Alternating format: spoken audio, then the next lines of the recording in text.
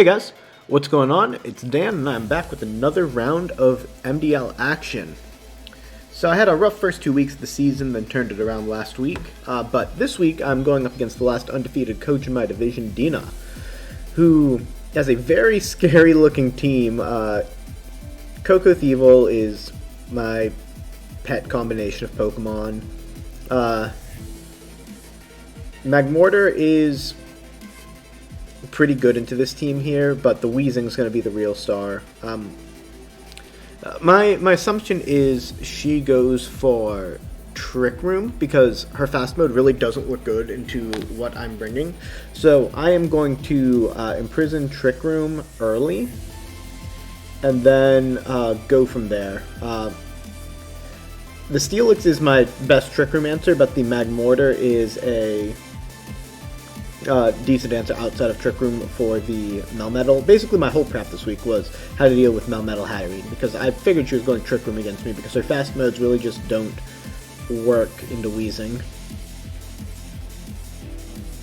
Alright, so we are diving right into Game 1 here. And we see the Raichu plus the Hat. So my assumption here is immediately this is a follow me Trick Room lead. Like, 100% follow me Trick Room lead. So I am going to imprison. And then I think about Brutal Swing activating weakness policy preemptively so I don't have to worry about it next turn. And I can do other things. But protecting seems right here just because there's a chance that there's just an attack that goes into the Weezing and I want to keep it around for an extra turn. So I am completely okay with this play. The one thing that this doesn't really account for is if she maxes the Hatterene right away and just decides to play slow Hatterene against me, which will be annoying into a lot of what my team does. But I think I can deal with it with what I've got on the field. So yeah, she does go ahead and max, and it will be the Hatterene. Hatterene gets big, so she's not setting Trick Room, so Raichu's going to be the fastest thing on the field for this whole game, so I've got to get rid of it pretty quick. But this Hatterene without speed control isn't a huge deal, and I'm feeling decent about this right now. I'm assuming Weezing's going to take a hit, and I suddenly feel awful about this. So Hatterene is now the fastest thing on the field. She just eviscerates this Gourgeist, and I have nothing for this. For the sake of getting this video edited and out faster, she sweeps me from here. I did not bring the tools to deal with this game, so I lose this game 0-4, but I will let the rest of this game play on out with the nice music by Glitch. Yeah, you can just watch Max Steelix get one shot, because that's the only thing that I have that even resembles an answer here, but it doesn't work. So yeah, I'll let the rest of this game play out for posterity, and I will see you guys around here for Game 2.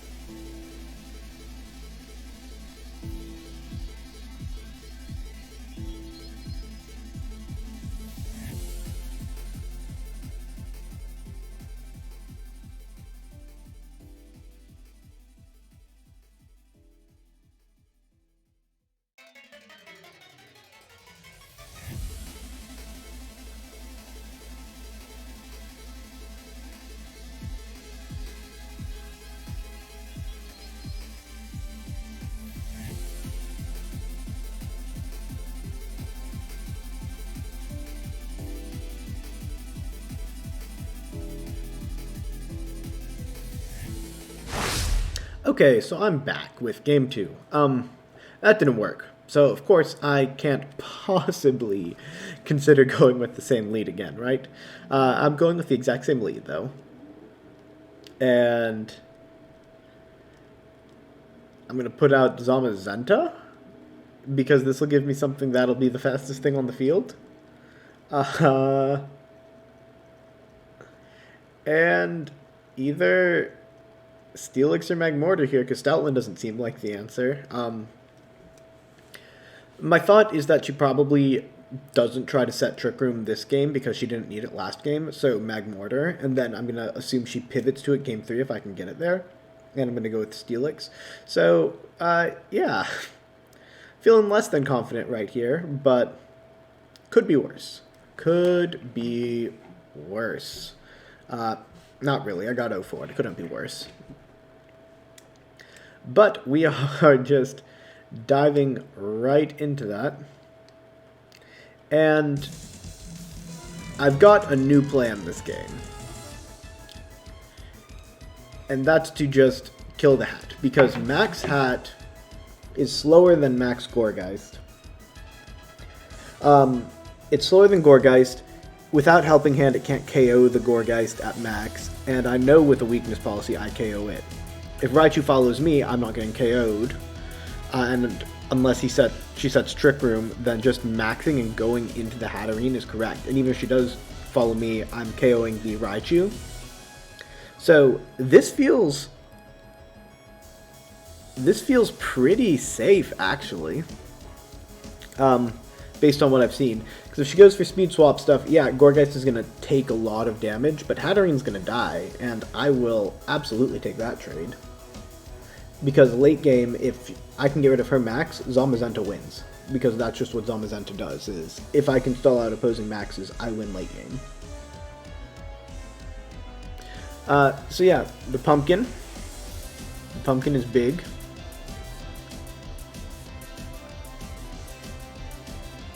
And we do see the Max Hat coming out. So I'm thinking, okay, this is going to be Speed Swap. I'm going to take a Chunk, but not die, because even a Max Flare without Helping Hand does not KO me, based on the way I EV'd. And yeah, we're just going to go from there. Raichu gets the Helping Hand out. Oh, wait, it Helping Handed? This is just a dead Hatterene. Yeah, 100%. I know at this point I'm going to start crushing stuff.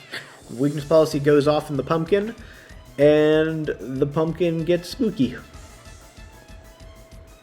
And I hit Hatterene with a chair. And now I've taken out her max this game without her being able to do anything about it. It really is a circular game if you think about it. Everything comes out in the wash.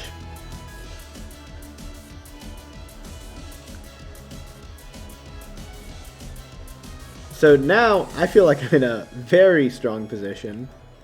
Everything's going to be faster than me, but it's not going to deal a lot of damage. Okay, I do take a while to think about this, because Indeedee has access to Ally Switch, and I don't want to waste a turn of max. So an Overgrow at +2 should KO the Raichu, and I'm going to attack into that slot, but just in case there's an Ally Switch, it does make sure that I don't just absolutely eat it.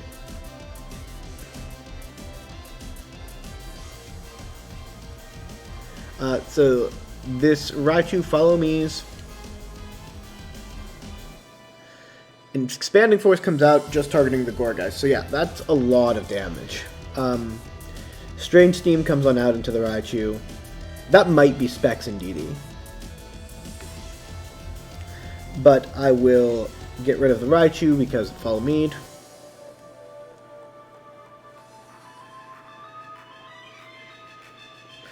And, yeah, I'm into a 2v4 situation. I'm feeling decent here. Again, I'm still on guard about Ally Switch. But my thought here is the Melmetal is going to be the slowest thing on the field. So I can Phantasm into it, which won't quite kill it, but will absolutely chunk it, and it'll move the Indeedee to -1. And if he does Ally Switch, I'm just going to Will-O-Wisp the spot where Indeedee is to get the Melmetal Wisped to make sure that it can't do anything stupid. So yeah, time to hit my first Will-O-Wisp this season. But this way, it just covers... it covers potential Ally Switch shenanigans.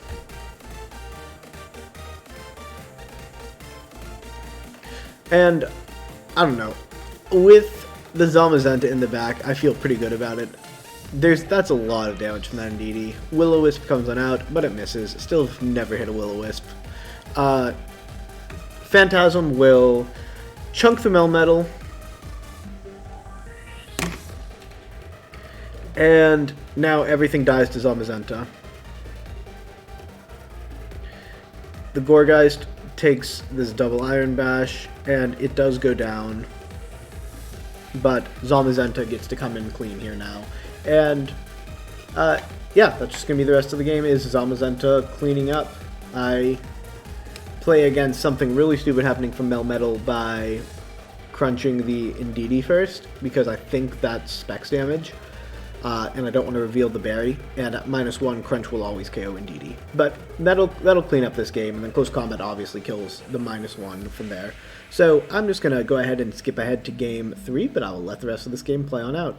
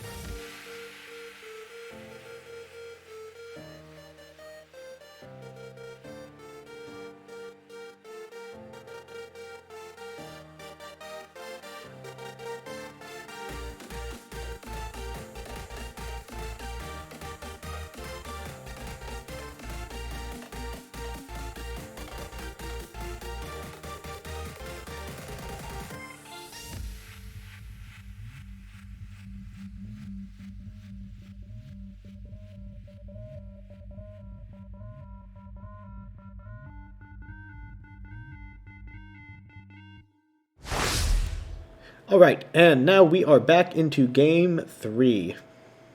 I think she goes Trick Room this game. And the question is, do I want to stop it or do I want to let it happen? Because I can stop it by reading it and going through the Imprison play and just absolutely bawling out that that is the play I'm going to make.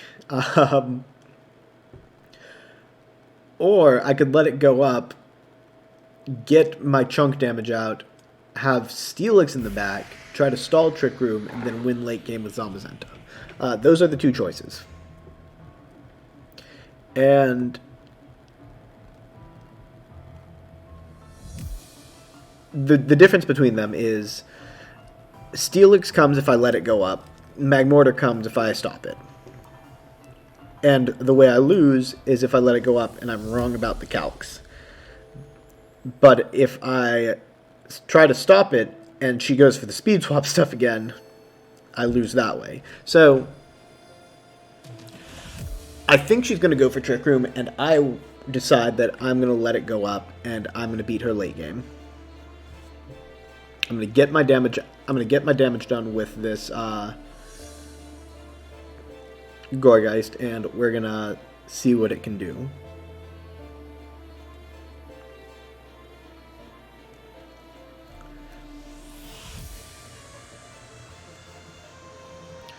Alright, so, again, I could imprison here, but I think letting it up and going for the Max Phantasm into the hat, which will almost assuredly be redirected this time into the Raichu, is going to be the play.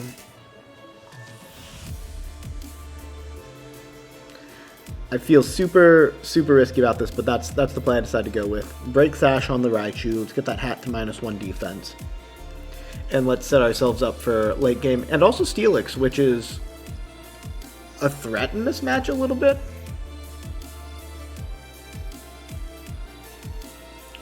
So, we've got the Pumpkin.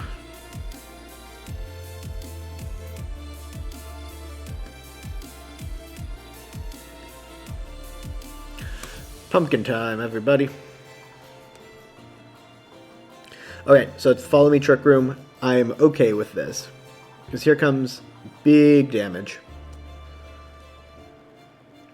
That does a lot to the Raichu, considering I'm min-attack.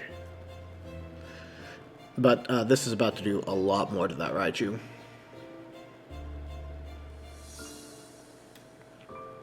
Raichu's gone.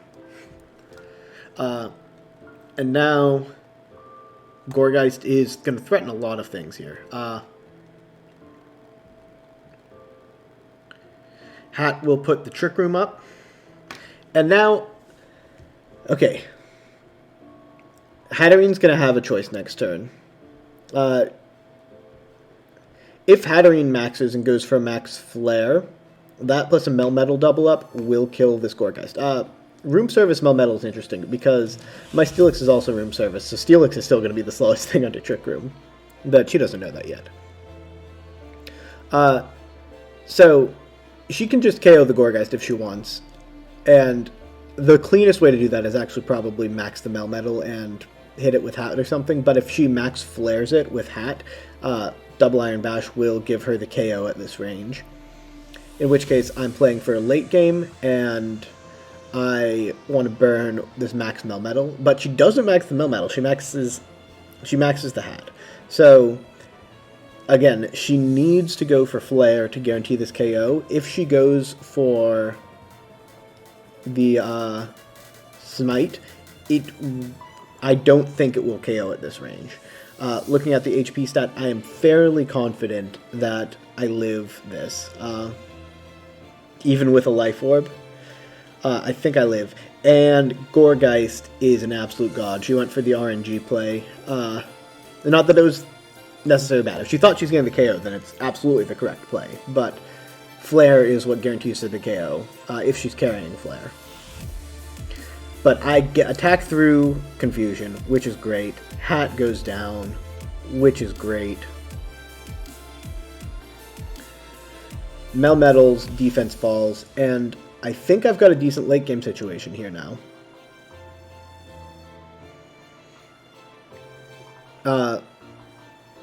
Weezing is confused, but I do actually get off another Will-O-Wisp that misses again. Still haven't hit Will-O-Wisp this season. Will-O-Wisp has not hit this season.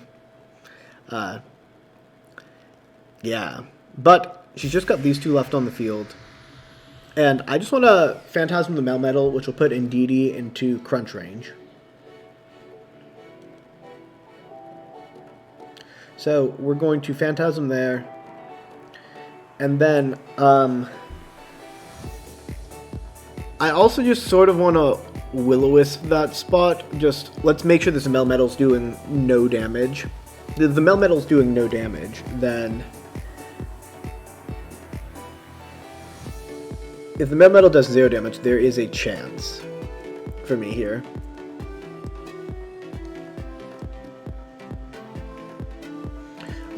Late game, because this Indeedee I think is specs, which is going to be very threatening. Like, don't get me wrong about that.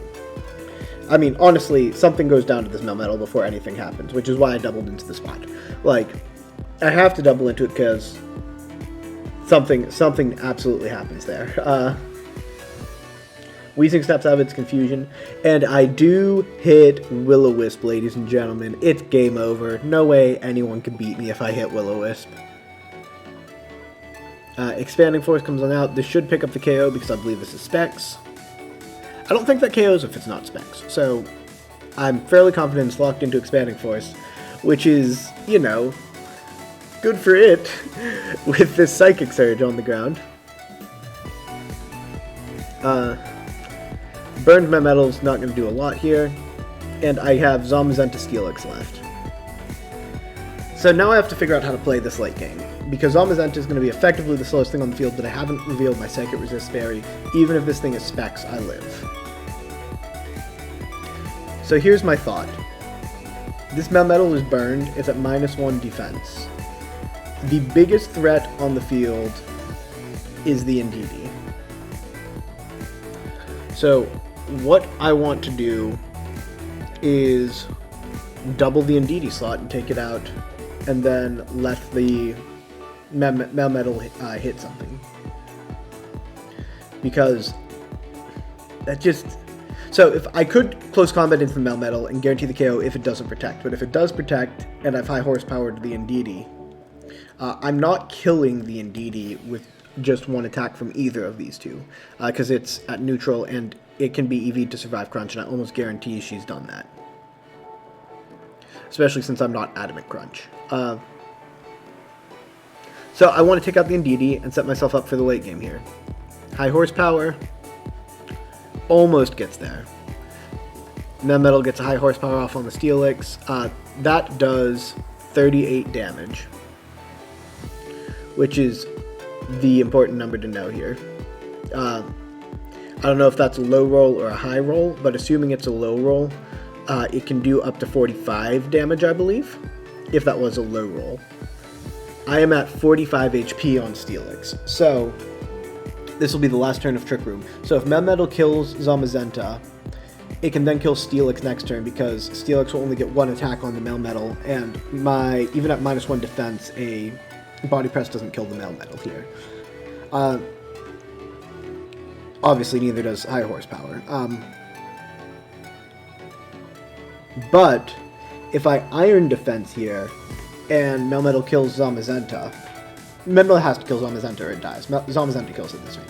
If I Iron Defense and Melmetal kills Zamazenta, I will live one hit from the Melmetal that's not a crit, guaranteed, and then Body Press will KO at that range, at when he's at -2.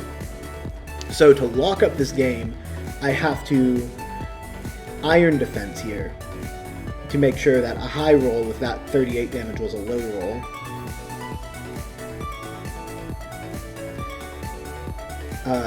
Yeah, so this looks really weird, but this guarantees me the game, because next turn when Trick Room ends, Steelix will be moving after, and I'll still get the kill. But she also has to get the kill on Zamazenta here, or the game's over. And in case you guys didn't realize it, Zamazenta's a bulky boy, and my whole panic there didn't matter, because I'll just close combat and clean up the win.